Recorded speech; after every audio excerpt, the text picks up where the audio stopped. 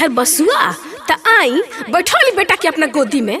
ए जी नहीं दोस्तों, आज हम और एक नई भोजपुरी मूवी के बारे में बात करने वाले हैं। जी हाँ दोस्तों, आज करेंगे भोजपुरी की एक और अपकमिंग मूवी के बारे में। जिस मूवी की हम बात करने वाले हैं उस मूवी का नाम रखा गया है छोटकी दीदी बड़की दीदी। बात करें भोजपुरी अभिनेता देव सिंह निर्माता प्रदीप सिंह की अपकमिंग फिल्म छोटकी दीदी बड़की दीदी में नजर आएंगे, जिसमें अंजना सिंह के साथ वे मुख्य भूमिका में नजर आ रहे हैं। वहीं बात करें अपकमिंग फिल्म छोटकी दीदी बड़की दीदी में धमाकेदार एंट्री हो रही इस फिल्म में देव सिंह एक्शन करते हुए नजर आएंगे। दरअसल वह इस फिल्म में नायक की भूमिका में नजर आएंगे। बात करें इस फिल्म में देव सिंह अंजना सिंह के साथ मुख्य भूमिका में नहीं रहेंगे, जो उनके कैरियर की एक अहम फिल्म रहने वाली है। तो वहीं बात करें इस मूवी की बड़े पैमाने पे बनाई जा रही है और इसे थिएटर में रिलीज भी किया जाएगा। फिल्म में जहां संजय पांडे, अयाज खान और प्रेम दुबे जैसे दिग्गज खलनायकों को लड़की, वहीं देव सिंह का नया अवतार दर्शकों को एक नए अंदाज में देखने मिलने वाला है। वहीं बात करें, यह देखना दिलचस्प होगा कि दिग्गज खलनायकों के साथ वह दर्शकों के दिल में नायक के रूप में कितनी जगह बना पाते हैं। फिल्म छोटकी दीदी बड़की दीदी में अपनी भूमिका को लेकर देव सिंह ने कहा, यह फिल्म मेरे लिए बहुत ही खास रहने वाला, क्योंकि इसमें एक अहम भूमिका निभा रहा हूँ। दर्शकों ने मुझे अलग अलग रूप में देखा, लेकिन इसकी